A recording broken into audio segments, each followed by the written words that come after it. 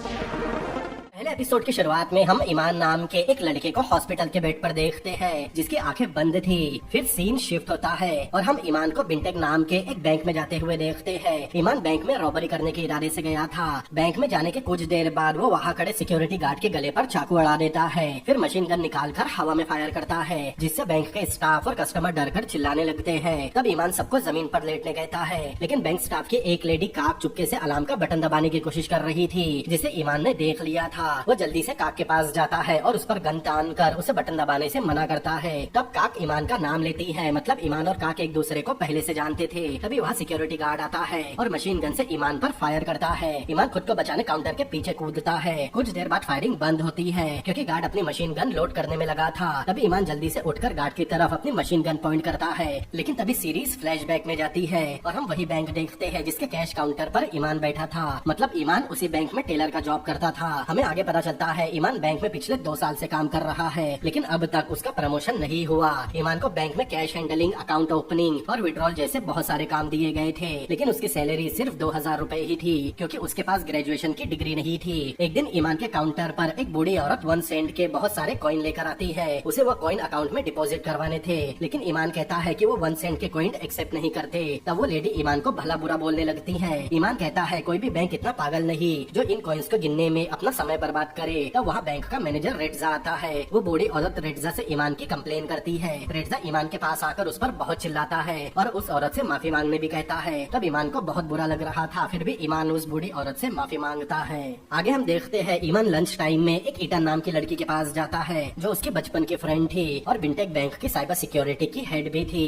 लेकिन उस वक्त इंटन के पास उसकी बॉस आयरीन खड़ी थी। अभी वो इंटन को डांट रही थी क्योंकि ऑनलाइन बैंकिंग का सर्वर कुछ घंटों से डाउन चल रहा है और इंटन को इस प्रॉब्लम का सोल्यूशन नहीं मिल रहा। आयरीन कहती है अगर उसने इस प्रॉब्लम को जल्दी ठीक नहीं किया तब वो उसकी जगह किसी और को अपॉइंट कर लेगी। इंटन बहुत परेशान थी। ईमान ये सब दूर खड़ा देख रहा था। वो इंटन के केबिन में जाता है और उसे खाना खाने चलने कहता है।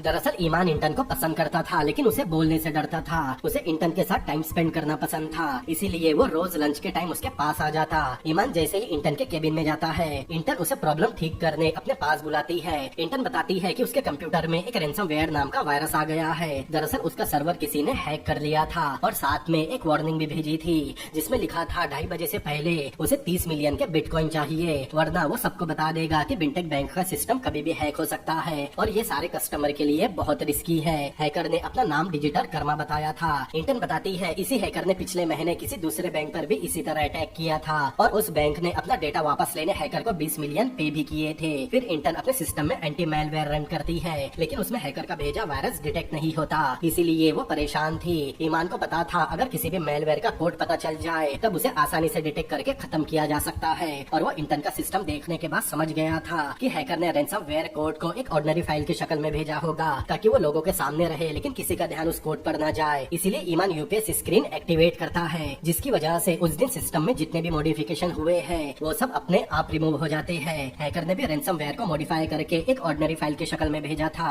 उधर 2:30 बजने में कुछ ही मिनट बचे थे, उसे ये काम जल्दी खत्म करना था। तभी ईमान जल्दी से मॉडिफिकेशन रिमूव करता है, फिर रैनसमवेयर की इनक्रिप्टेड की ढूंढकर उसे डिक्रिप्ट करता है और कुछ ही देर में सिस्टम का सारा डेटा वापस आ जाता है और सिस्टम का एक्सेस इंटन को वापस मिल जाता है। जैसे ही रैनसमवेयर खत्म होता है बैंक का पोर्टल अपने आप लॉग आउट हो जाता है। मतलब ईमान ने इंटन के सिस्टम को हैक होने से बचा लिया था, वरना उसकी जॉब चली जाती। ये देखकर इंटन बहुत खुश होती है। फिर दोनों बैंक के बिल्डिंग के टेरिस पर जाकर लंच करते हैं।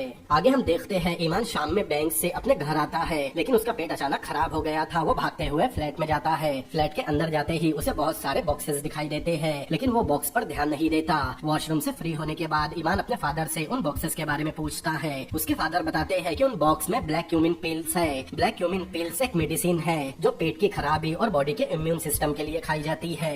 ईमान को लग रहा था उसने अपने फादर को फ्लैट का रेंट पे करने जो पैसे दिए थे उन्होंने उन पैसों से मेडिसिन खरीद ली, इसीलिए वो उन्हें डांट कर अपने रूम में चला जाता है। फिर ईमान खुद से बात करते हुए कहता है कि वो कभी अपने फादर जैसा ही था। जब वो कॉलेज में था तब वो हमेशा कॉलेज का सर्वर हैक किया करता था, इसीलिए उसे कॉलेज से निकाल दिया गया। यहाँ में पता चलता है कि ईमान को हैकिंग का पूरा नॉलेज है। कुछ देर बाद ईमान अपने रूम में अपना लैपटॉप शुरू करता है, तभी उसे कुछ गिरने की आवाज आती है, इसीलिए वो अपने रूम से बाहर निकलता है। तब वो देखता है उसके फादर जमीन पर बेहोश पड़े थे। ईमान घबराकर जल्दी से अपने फादर को हॉस्पिटल ले जाता है। कुछ देर बाद डॉक्टर ईमान को बताता है उसके फादर को हार्ट अटैक आया था, वो फिलहाल ठीक है लेकिन उनकी बाईपास सर्जरी करनी होगी। डॉक्टर बताता है गवर्नमेंट के जरिए बाईपास करवाने पर उसे कम पैसे लगेंगे, लेकिन गवर्नमेंट के इलाज के लिए कम से कम 2 से 3 हफ्ते वेट करना होगा और उसके फादर के पास उतना टाइम नहीं, इसीलिए उसे अपने फादर को किसी अच्छे स्पेशलिस्ट को दिखाना होगा। लेकिन प्राइवेट बाईपास सर्जरी का खर्च 60,000 होगा और हॉस्पिटल का बिल अलग से देना होगा। ये सुनकर ईमान बहुत मायूस हो जाता है क्योंकि उसके पास इतने पैसे नहीं थे। ईमान के साथ उसकी फ्रेंड इंटन भी थी। इंटन कहती है उसे फिक्र करने की जरूरत नहीं, वो लोन लेकर ईमान की हेल्प करेगी। अगले दिन लोन के लिए ईमान भी अपने बैंक मैनेजर के पास आया था। उसका मैनेजर कहता है उसे ईमान के फादर के लिए अफसोस है, लेकिन वो उसे लोन नहीं दे सकता क्योंकि वो कॉन्ट्रैक्ट स्टाफ की कैटेगरी में है और वो अब भी बाकी एम्प्लॉय की तरह परमानेंट नहीं है। ईमान कहता है उसे बैंक में काम करते हुए 2 साल हो गए, वो अब भी परमानेंट क्यों नहीं हुआ। मैनेजर कहता है क्योंकि इन 2 सालों में उसका कस्टमर के लिए बिहेवियर उतना खास नहीं रहा, इसीलिए उसे परमानेंट नहीं किया गया, मतलब उसे अपने ही बैंक से लोन नहीं मिलेगा। ईमान हॉस्पिटल से आकर अपने फादर के पास कुछ सोचते हुए बैठ जाता है। तभी इंटन आकर बताती है कि उसका लोन भी अप्रूव नहीं हुआ, लेकिन उसके पास 30,000 रुपए है जो उसने सेव किए थे, लेकिन ईमान इंटन की सेविंग लेने से मना कर देता है। अब ईमान बहुत परेशान था क्योंकि उसके पास इतने पैसे नहीं कि वो अपने फादर को बचा सके। शाम में थक हार कर ईमान वापस अपने घर आता है और दरवाजा खोलने के लिए अपने पॉकेट से चाबी निकालता है। तभी उसे पीछे से कोई आवाज देता है। ईमान जैसे ही पलटता है 2 लोग उसके सिर पर रॉड से हमला कर देते हैं। अगले सीन में हमें एक ब्रोथल दिखाया जाता है। वो दोनों लोग ईमान को बेहोश करके वही ले जाते हैं और एक चेयर पर बैठा देते हैं। कुछ देर बाद वहाँ देवान नाम का आदमी आता है जो वहाँ का बॉस था। वो पहले ईमान को डराता है, फिर बताता है कि उसके फादर ने बिजनेस करने के लिए उससे 30,000 उधार लिए थे और अब उसे पैसे वापस चाहिए। तभी ईमान को याद आता है कि घर आने पर जो उसने मेडिसिन के बॉक्स देखे थे वो उन्हीं पैसों के थे। फिर देवन ईमान को 2 दिन का समय देता है, अगर 2 दिन में उसे पैसे नहीं मिले तो वो उसे जान से मार देगा। आगे हम देखते हैं ईमान अगले दिन वापस बैंक में अपनी जॉब पर आया था। अभी वो बहुत ज्यादा परेशान है क्योंकि अब उसे हॉस्पिटल के बिल के साथ दीवान के 30,000 भी देने हैं, लेकिन ईमान के पास कुछ भी पैसे नहीं। ईमान के सिर पर रॉड की चोट साफ नजर आ रही थी। ईमान बैंक में जाने के बाद एक लड़के को देखता है जिसका नाम ऐश है। बैंक के बाकी एम्प्लॉइज भी ऐश के साथ ही खड़े थे। ऐश ईमान के पास आता है और खुद को इंट्रोड्यूस करवाता है। तभी वहाँ इंटन आती है और ईमान को बताती है कि ऐश उसका न्यू असिस्टेंट है। ऐश के वहाँ से जाने के बाद इंटन ईमान से उसकी चोट के बारे में पूछती है। तब ईमान बताता है कि उसका एक्सीडेंट हो गया था और उसका सिर एक दरवाजे से टकरा गया। ईमान जब अपने काउंटर पर बैठा था तब टेंशन और चोट की वजह से उसकी तबीयत खराब हो रही थी। तभी वहाँ वही ओल्ड लेडी आती है जो कुछ दिन पहले बहुत सारे कॉइन डिपॉजिट करवाने आई थी। वो ईमान को अपनी पासबुक दिखाते हुए कहती है कि उसके अकाउंट से कुछ दिनों से पैसे कट रहे हैं, कभी 1 सेंट, कभी 2 या 4 सेंट। आमतौर पर इतने कम पैसे कटने पर कोई ध्यान नहीं देता, लेकिन वो बूढ़ी औरत कुछ सेंट के लिए बैंक में ईमान से लड़ने आई थी। ईमान की तबीयत पहले से खराब थी और वो टेंशन में भी था। ईमान को उस बूढ़ी औरत को गालियाँ देने का मन कर रहा था, लेकिन वहीं पर मैनेजर भी खड़ा था, इसीलिए ईमान चुपके से उस औरत के हाथ से पासबुक लेकर देखता है। उसमें से सिर्फ 1 पैसा ही कटा था। तब ईमान खुद से कहता है कि ये आइडिया उसे क्यों नहीं आया। उसके हर सवाल का जवाब उसके पास ही था, लेकिन फिर भी वो परेशान था। अगले सीन में हम देखते हैं शाम को ईमान अपने घर आता है। उसे पता था हैकर किसी का भी कंप्यूटर हैक करने एक मेल भेजते हैं। उस मेल में एक फाइल या लिंक होती है जिसे ओपन करने पर सिस्टम हैक हो जाता है और उस कंप्यूटर का अनऑथराइज एक्सेस हैकर को मिल जाता है। फिर वो कहीं से भी बैठकर उस सिस्टम को ऑपरेट कर सकता है। ये बात ईमान को अच्छी तरह पता थी। वो अपने घर जाने के बाद अपना लैपटॉप ऑन करता है और फिर से सारे कैलकुलेशन लगाता है कि हॉस्पिटल का बिल 60,000 और उसके फादर का लिया उधार 30,000, मतलब उसे टोटल 90,000 की जरूरत है। फिर वो बिनटेक बैंक की इंक्वायरी करता है जिससे पता चलता है उस बैंक में 95 लाख कस्टमर है। अगर उसने सारे अकाउंट से 1 पैसा काट भी लिया तो किसी को कोई फर्क नहीं पड़ेगा, लेकिन 95 लाख लोगों का एक साथ 1 पैसा काटने पर ईमान के पास 95,000 जमा हो जाएंगे और इसके अलावा ईमान के पास कोई रास्ता नहीं था। इसीलिए वो अपने लैपटॉप में एक मेलवेयर मतलब वायरस बनाता है जिसे वो एक सिंपल दिखने वाली फाइल में छुपाता है और उस फाइल का नाम बिनटेक अकाउंट ओपनिंग एप्लीकेशन रखता है। फिर बैंक में कॉल करके एक दिन की मेडिकल लीव लेता है ताकि उस पर किसी का शक न हो। इसके बाद ईमान फेक ईमेल जनरेटर से एक फेक ईमेल बनाता है और उस फेक ईमेल से बैंक को वायरस वाली फाइल मेल कर देता है, ताकि जब वहाँ का स्टाफ उस फाइल को ओपन करे तब मालवेयर मतलब वायरस पूरी तरह से बैंक के सिस्टम में फैल जाए और उसकी मदद से बैंक के सिस्टम का एक्सेस ईमान को मिल सके। और होता भी ऐसा ही है। मैनेजर बैंक में आने के बाद ईमान का भेजा हुआ मेल चेक करता है और उस फाइल को ओपन कर देता है। जैसे ही मैनेजर फाइल ओपन करता है, ईमान को बिंटेक बैंक के सिस्टम का एक्सेस मिल जाता है। दरअसल मैनेजर का पीसी सर्वर कंप्यूटर था, मतलब बैंक के सारे सिस्टम मैनेजर के पीसी से ही कनेक्टेड थे। मतलब अब वो मेलवेयर मैनेजर के पीसी से बैंक के सारे कंप्यूटर में फैल गया था। ईमान का मिशन बैंक के एडमिनिस्ट्रेटिव पीसी को ढूंढना था, जिसके जरिए वो बैंक के सेंट्रल सर्वर को हैक कर सके।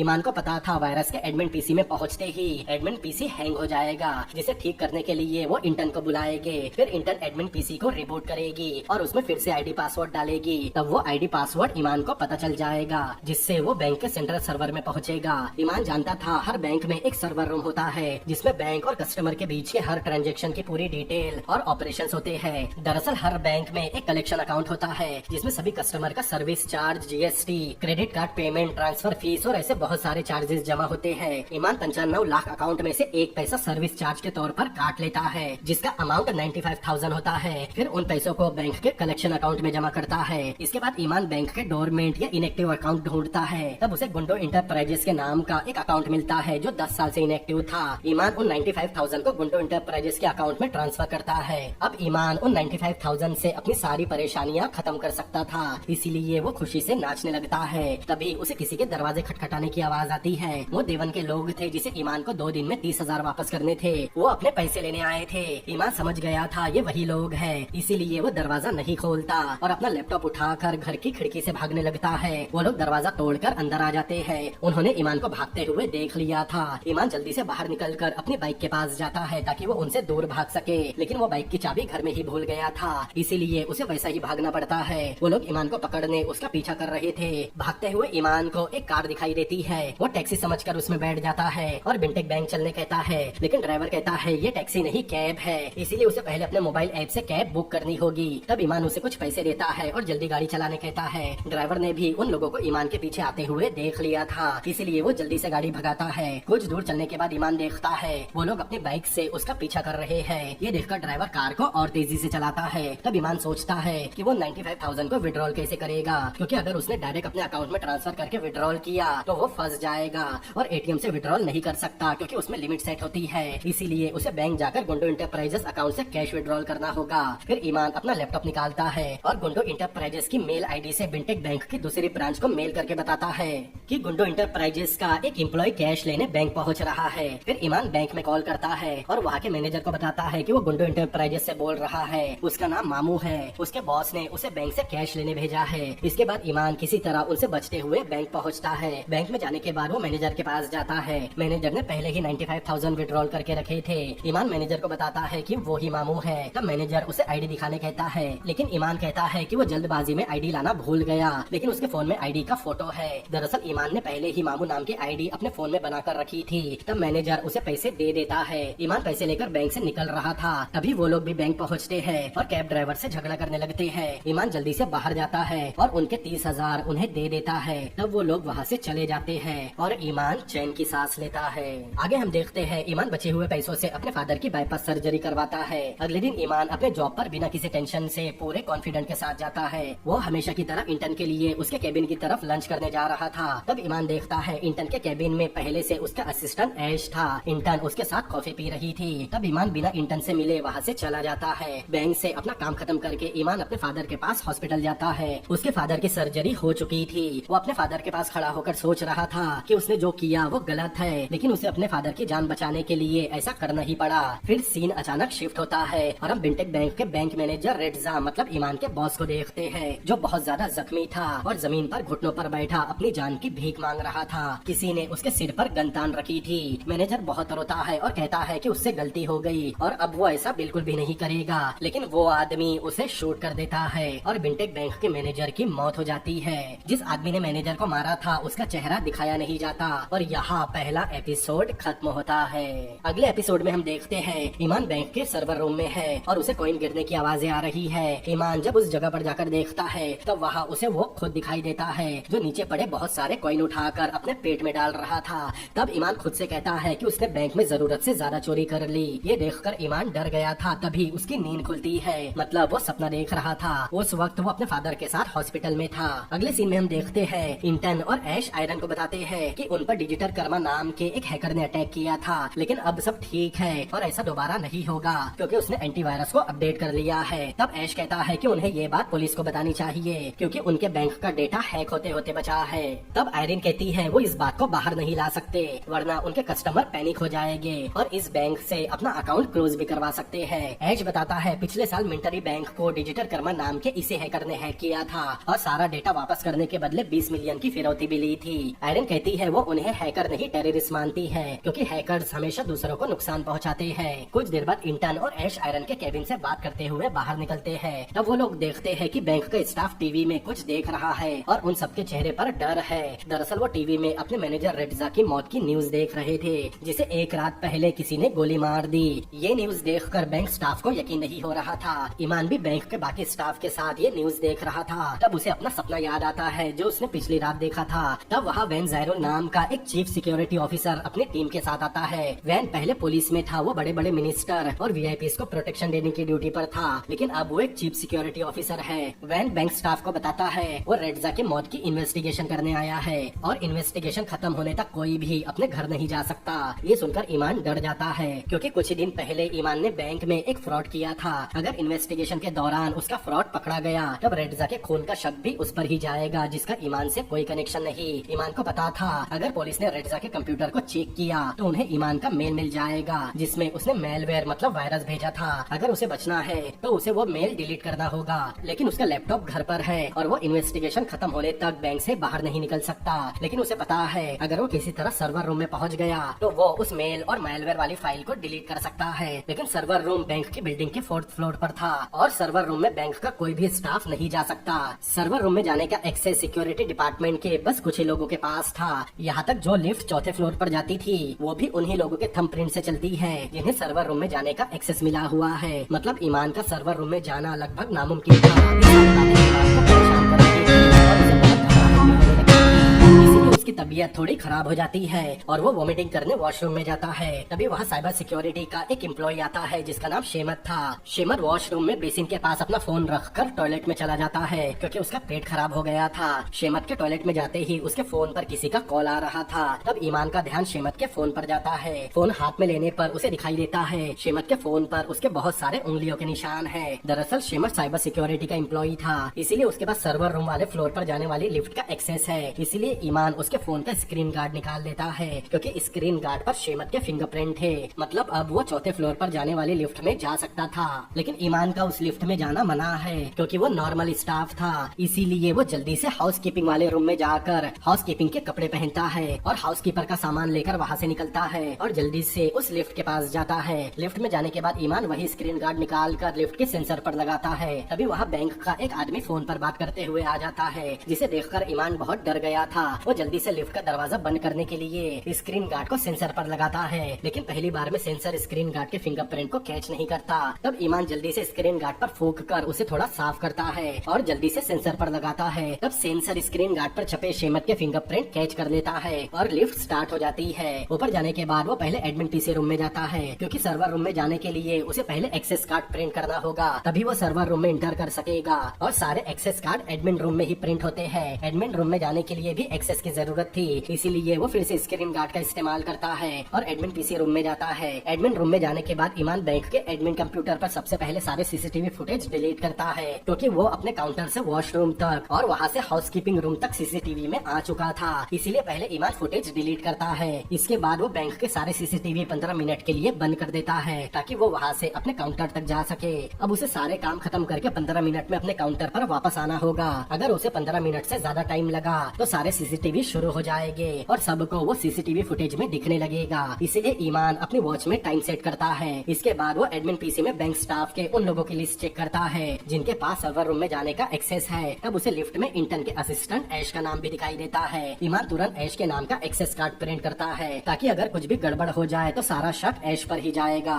उधर साइबर सिक्योरिटी की हेड आयरीन वैन और उसकी टीम के साथ अपने कैबिन में बात कर रही थी। तभी वहाँ ऐश और इंटर्न भी आते हैं। ऐश पूछता है रेड्जा का कंप्यूटर आयरीन के कैबिन केबिन में कैसे आया, उन्हें पुलिस के आने तक वेट करना चाहिए था। लेकिन आयरिन कहती है कि वो खुद पर्सनली उसके कंप्यूटर को चेक करना चाहती थी। दरअसल आयरिन नहीं चाहती कि रेड्जा के कंप्यूटर में पुलिस को ऐसा कुछ मिले जिससे बैंक के कस्टमर पैनिक हो जाए। ऐसा होने पर बैंक को बहुत नुकसान झेलना पड़ सकता है और बैंक की रेपुटेशन भी गिर जाएगी। लेकिन ऐश चाहता था कि रेड्जा के कंप्यूटर की जांच पुलिस ही करे, लेकिन वो सिर्फ एक असिस्टेंट था। तब इंटर्न भी ऐश के इस बिहेवियर से परेशान हो रही थी क्योंकि वो बस अपनी जॉब करना चाहती थी।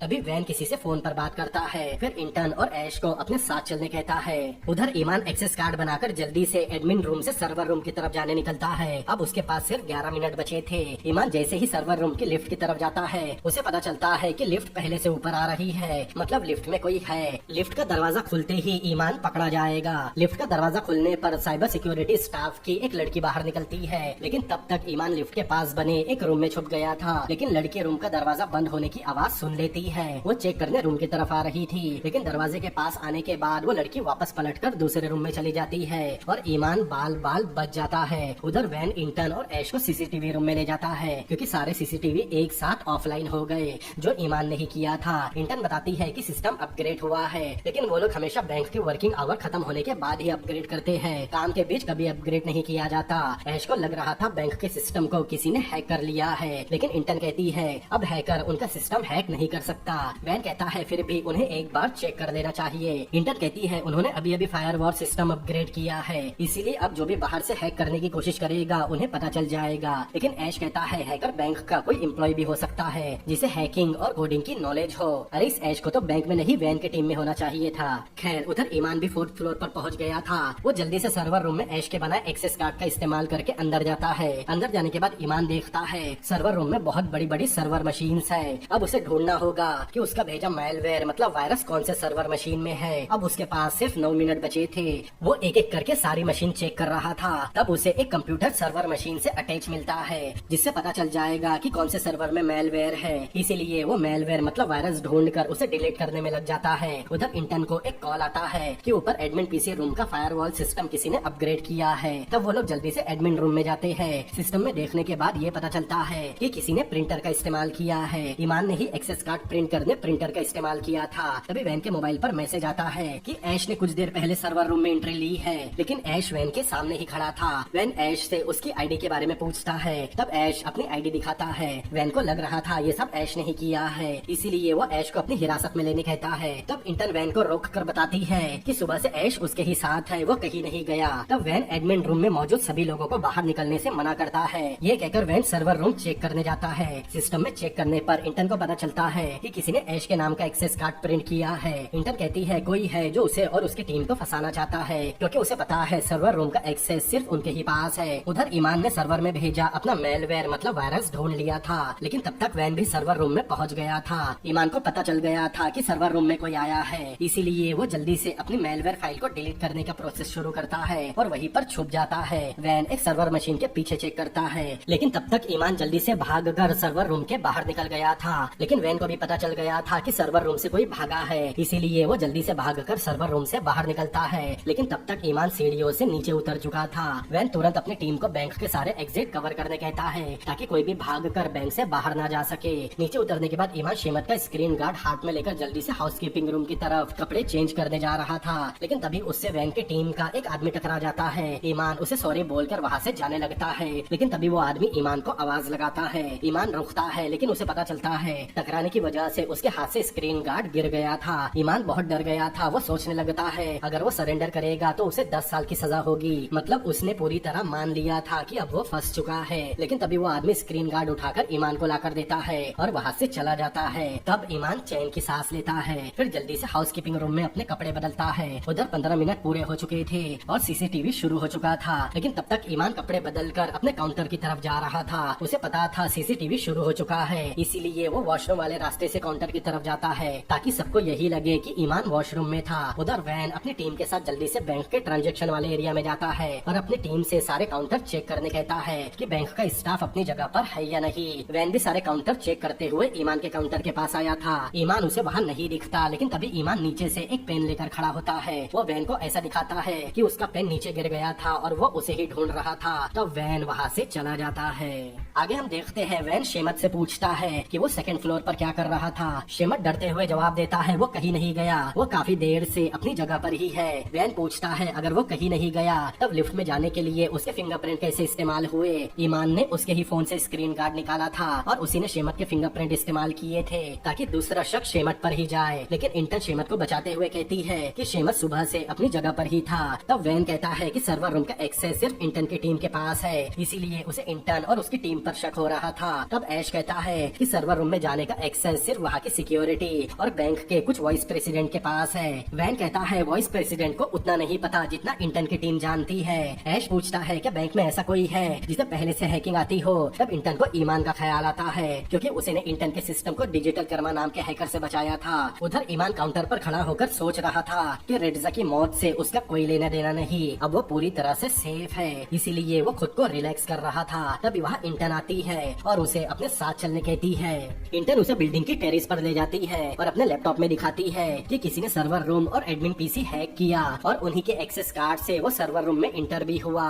ईमान कहता है वो अपने काउंटर पर ही था, अगर वो चाहे तो सीसीटीवी फुटेज चेक कर सकती है। ईमान को पता था सीसीटीवी उस समय बंद थे, लेकिन इंटन को ये बात पता नहीं थी कि ईमान को सीसीटीवी के बारे में सब पता है। इंटन को लगता है ईमान को सीसीटीवी के बारे में नहीं पता कि वो 15 मिनट से बंद था, इसीलिए वो सच में कहीं नहीं गया होगा, वरना सीसीटीवी फुटेज चेक करने नहीं कहता। तब इंटन उससे माफी मांगती है। अगले सीन में हम देखते हैं ईमान अपने फादर से मिलने हॉस्पिटल जाता है। उसके फादर की सर्जरी हो गई थी और वो पूरी तरह ठीक थे। ये देखकर ईमान भी बहुत खुश था क्योंकि अब उसे किसी बात की कोई टेंशन नहीं थी। दोनों कुछ देर हंसी मजाक करते हैं। तभी डॉक्टर ईमान को बुलाकर बताती है उसके फादर अब खतरे से बाहर है और उन्हें 1 हफ्ते के अंदर डिस्चार्ज दे दिया जाएगा, लेकिन तब तक बेड चार्जेस, मेडिसिन और टेस्ट में लगभग 15,000 रूपए का खर्च आएगा। मतलब अब ईमान को जल्दी से जल्दी 15,000 रूपए जुटाने होंगे। ईमान को फिर से टेंशन होने लगती है। वो बैलेंस चेक करने एटीएम जाता है। तब उसे पता चलता है उसके अकाउंट में सिर्फ 65 रूपए है। अब वो खुद को कोसने लगता है क्योंकि उसने अब बैंक के मेलवेयर मतलब वायरस को भी डिलीट कर दिया और बैंक में अब रेडजा की मौत की इन्वेस्टिगेशन भी चल रही है। मतलब अब वो फिर से अपने बैंक से पैसे नहीं चुरा सकता। एटीएम से बाहर निकलकर वो वापस एटीएम में पलट कर देखता है। तब उसे दिखाई देता है कि एटीएम में 3 अलग अलग बैंक की मशीन लगी है। तब उसके दिमाग में एक बात आती है कि उसके देश में एक नहीं बल्कि बहुत सारी बैंक्स है। ईमान को ये भी पता चल गया था उसका मेलवेयर मतलब वायरस उसके बैंक में काम कर सकता है तो देश की सभी बैंक में काम कर सकता है। मतलब अब ईमान दूसरे बैंक को टारगेट करने की सोच रहा था। वो जल्दी से अपने घर जाता है और अपने लैपटॉप में सेम प्रोसीजर शुरू करता है जो उसने बिंटेक बैंक को लूटने किया था। ईमान को पता था कि हर बैंक में एक एडमिन पीसी होता है जो सर्वर रूम से कनेक्ट होता है। जब उसका बनाया मेलवेयर एडमिन पीसी में जाएगा तब उसका सर्वर हैंग होगा, जिसे रिपेयर करने बैंक वाले आईटी डिपार्टमेंट वालों को बुलाएंगे और आईटी डिपार्टमेंट वाले सिस्टम में नया पासवर्ड डालेंगे जो ईमान को पता चल जाएगा। इस तरह से ईमान मिंटरी बैंक को टारगेट करता है जिसके टोटल 1,20,00,000 कस्टमर्स है। मतलब सारे कस्टमर के अकाउंट से 1 पैसा काटने पर टोटल अमाउंट 1,02,000 होगी, मतलब पिछले अमाउंट से भी ज्यादा। फिर ईमान देश की सारी बैंक का पता लगाता है। तब उसे पता चलता है कि देश में टोटल 9 बैंक है जिसमें से बिंटेक बैंक में चोरी हो चुकी है। मतलब उसके पास अब भी 8 बैंक है और 8 बैंक के टोटल 8 करोड़ कस्टमर्स है। मतलब हर बैंक से रोज 1 पैसा भी कटा तब ईमान रोज के 8 लाख रुपए कमा सकता है। ये सब सोचकर ईमान काफी शौक था। उसे पता था कि वो बहुत जल्द अमीर बनने वाला है। उधर इंटर सर्वर रूम में जाकर सारा डेटा चेक करती है। तभी वहाँ ऐश आता है। ऐश उससे कहता है कि वो उसकी मदद करने आया है, लेकिन इंटन कहती है कि उसे खुद के काम खुद ही करना पसंद है। यहाँ साफ दिख रहा था अब इंटन ऐश को पसंद नहीं कर रही। तभी अचानक इंटन को आयरिन का मैसेज आता है। वो ऐश और इंटन को अपने कैबिन में बुला रही थी। इंटन अपनी बॉस आयरिन को बताती है कि कोई भी डेटा या पैसा चोरी नहीं हुआ और न ही उसे सर्वर में कोई मेलवेयर मिला क्योंकि ईमान ने पहले ही सब कुछ डिलीट कर दिया था। लेकिन आयरिन कहती है कि एक हैकर सर्वर रूम में गया और उसने कुछ नहीं किया। अगर उसे कुछ नहीं करना था तब वो इतना रिस्क लेकर सर्वर रूम में गया ही क्यों। इंटन कहती है ये जिसने भी किया है उसने सीसीटीवी फुटेज डिलीट कर दिया और बिना सीसीटीवी फुटेज के उसे पकड़ा नहीं जा सकता। आयरन को इंटन का ये जवाब पसंद नहीं आता। तब आयरन ऐश से पूछती है कि उसे इंटन के अंडर काम करना कैसा लग रहा है। ऐश कहता है कि इंटन बहुत अच्छी बॉस है और उसे उसके साथ काम करने में मजा आ रहा है। तब आयरन कहती है कि इंटन के काम करने के बाद भी उनके बैंक में इतना सब हो चुका है वो ये सब रोक नहीं सकी। इंटन कहती है हैकर ने इंटरनली नहीं बल्कि फिजिकली अटैक किया है और उसका काम इंटरनल सिस्टम को प्रोटेक्ट करना है। ये सुनते ही आयरन को गुस्सा आ जाता है और आयरन इंटन के असिस्टेंट ऐश को डिपार्टमेंट का हेड बना देती है। ये सुनते ही ऐश और इंटन बहुत ज्यादा शॉक में थे। मतलब अब ऐश इंटन का बॉस बन गया था। ये सुनने के बाद इंटन वहाँ से गुस्से में चली जाती है। इंटन के कैबिन के आने के बाद शेमद उसके कैबिन में कुछ बताने आया था, लेकिन इंटन गुस्से में थी इसीलिए वो उसे जाने कहती है। लेकिन शेमद कहता है उसे कुछ देखने की जरूरत है। फिर शेमद अपने फोन को इंटन के लैपटॉप से कनेक्ट करता है और इंटन को बताता है जितनी भी सीसीटीवी फुटेज डिलीट हुई है उसने उनमें से कुछ फुटेज को रिकवर कर लिया है। तब इंटन वॉशरूम की फुटेज देखती है जिसमें ईमान वॉशरूम से बाहर निकल रहा था और वो सीसीटीवी की तरफ देखकर मुस्कुरा रहा था। तब इंटन को ईमान पर शक हो जाता है। आगे हम देखते हैं ईमान अपने फादर को एक स्पोर्ट्स कार में घुमा रहा था। फिर उन्हें एक फुल्ली फर्निश्ड अपार्टमेंट में ले जाता है। उसके फादर को कुछ समझ नहीं आ रहा था कि ईमान के पास इतना पैसा कहाँ से आया। घर में जाने के बाद ईमान अपने फादर को पूरा घर दिखाता है जिसमें स्विमिंग पूल भी था। ईमान के फादर पूछते हैं कि ये किसका घर है। तब ईमान बताता है कि ये उनका ही घर है। लेकिन ये सुनने के बाद उसके फादर खुश नहीं होते। ईमान के फादर उससे पूछते हैं कि क्या उसने इस घर को खरीद लिया है। ईमान ने फिलहाल इस घर को रेंट पर लिया था। तब ईमान के फादर पूछते हैं कि इन सब के लिए उसके पास इतना पैसा कहाँ से आया। उसके फादर को लग रहा था ईमान ने ड्रग बेचना शुरू कर दिया है। लेकिन ईमान कहता है ऐसा कुछ नहीं, बल्कि उसे बैंक में प्रमोशन मिला है। अब वो नॉर्मल वर्कर नहीं रहा। ईमान कहता है अब वो अमीर बन गए हैं। लेकिन उसके फादर को अब भी शक था, लेकिन वो कुछ नहीं बोलते। आगे हम देखते हैं ईमान और उसके फादर खाना खाते हैं। ऐसा खाना दोनों ने अपनी जिंदगी में कभी नहीं खाया था। खाना खाते समय घर की डोरबेल बजती है। तब ईमान उठकर दरवाजा खोलता है। दरवाजा खोलते ही ईमान को कोई जोर से मारता है। ये देखकर उसके फादर खड़े हो जाते हैं। तब हम देखते हैं देवन और उसके आदमी वहाँ आए थे। देवन को देखकर ईमान और उसके फादर डर गए थे। देवन कहता है कि उसे पता चला ईमान अब बहुत अमीर आदमी बन गया है। ये कहकर देवन ईमान पर गन तान देता है। फिर स्क्रीन ब्लैक हो जाती है और कुछ गन शॉट्स की आवाज आती है और इसी के साथ ये एपिसोड भी खत्म होता है। तो दोस्तों कैसी लगी आपको ये सीरीज मुझे कमेंट करके जरूर बताएं। और इसके हर 2 वीडियो का एक एपिसोड बनेगा। इसके बाकी के वीडियो मैं जल्द से जल्द लाने की कोशिश करूंगा। और ये वीडियो आपको पसंद आया हो तो इस वीडियो को लाइक करें, अपने दोस्तों के साथ शेयर करें और इसके आगे की सीरीज देखने